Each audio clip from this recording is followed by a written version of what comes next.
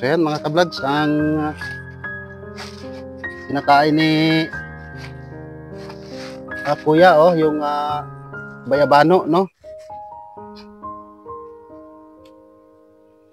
Grabe mga ka-vlogs, first time ko ito ma-encounter ngayon, no? Buti nga ay napansin natin agad sila. So ngayon mga ka-vlogs, ito lang po yung kaya nating maibigay sa kanila, no? Kasi kulang tayo sa budget. Pero kahit pa paano mga ka-vlogs, ay makakatulong po tayo. Okay? Okay? Okay ka lang? Okay lang mo ka. Bigyan mo siya ate. Okay, malaking blessing po ito sa inyo. Oh. Salamat po tayo sa Diyos na kayo yung napansin, kayo yung pinuntahan namin dito kasi may nag-PM sa amin na ganito ganyan, may tao pong nangangailangan ng tulong, so inaksyonan namin agad, no, para matulungan kayo. So pasensya na po kayo kay ito lang yung madala natin, no.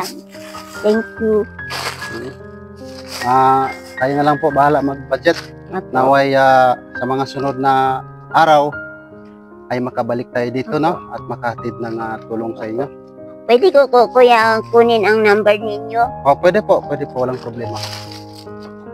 Ito, may kape po dito, no. Pasensya na po kayo kasi medyo konti lang yung nakaya namin. Ito lang po yung nakaya namin Sige dito. lang, thank Pero you. hayaan nyo po, babalik po kami dito balang araw.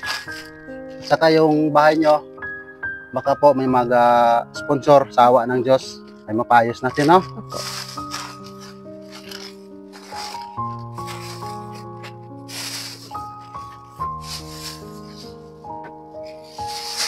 So yung bigas nyo, Opo. itago nyo sa hindi mabasa, no? Sa ulan. Kasi yung bubong ninyo parang medyo bukas na. Opo. So yan mga ka-vlogs, kung sino pang gusto tumulong sa kanila mga ka-vlogs, no? PM lang po kayo sa akin or mag-chat lang po kayo sa mismong page ko.